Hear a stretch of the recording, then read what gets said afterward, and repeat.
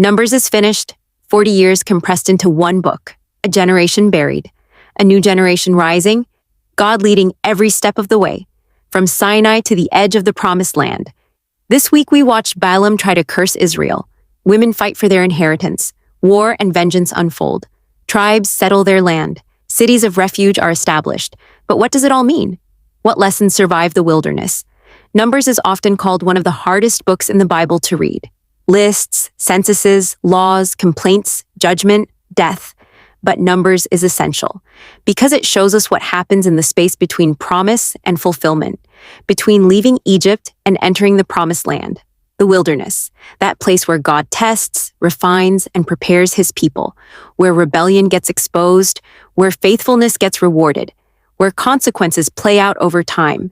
Every believer eventually walks through a wilderness season, that in-between time when you've left the old life, but the new one hasn't fully arrived yet. Numbers shows us how to walk through that season. Balaam tried 3 times. He was hired to curse Israel, but every time he opened his mouth, blessings came out instead. Why? Because God had already blessed them.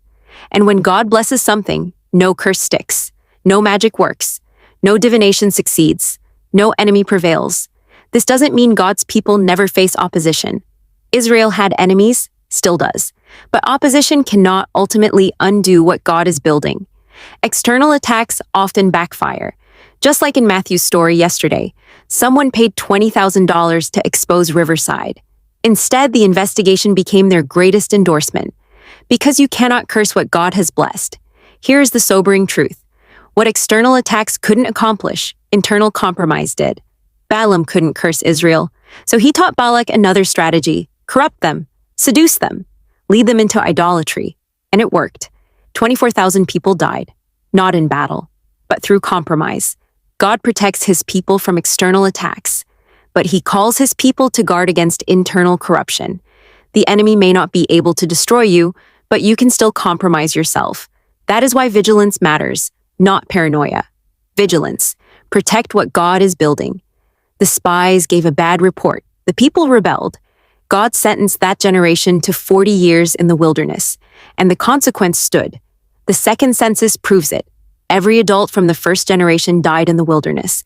Except Caleb and Joshua, even Moses experienced consequences. One act of anger, one moment striking the rock, and he would never enter the promised land. He could see it, but he would never step into it. Grace brings forgiveness, but it does not always remove consequences. Yet even consequences become classrooms. The wilderness refined Israel, prepared the next generation. The wilderness refines, but doesn't destroy. 5 women stood up. Zelophehad's daughters. Their father had died without sons, which meant their family inheritance would disappear. They brought their case to Moses, and Moses brought it to God. God answered clearly, they are right. The law was changed. Daughters could inherit. In that culture, that was revolutionary. God cares about justice. He listens when people bring legitimate grievances, and sometimes he changes systems to make things right. One of the most remarkable things about Numbers is this.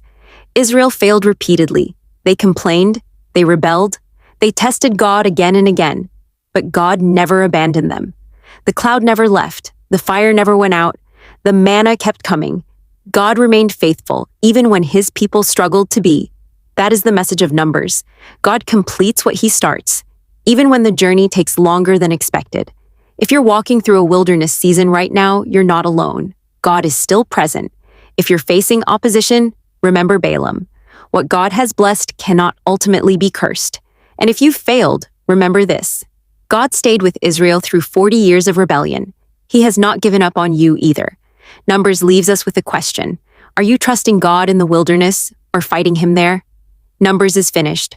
The wilderness journey is ending. Next week, we enter Deuteronomy, Moses' final words, his last instructions to the generation about to enter the promised land. But for now, remember this. The wilderness does not last forever. The promised land is coming, and God is faithful. Always. See you tomorrow.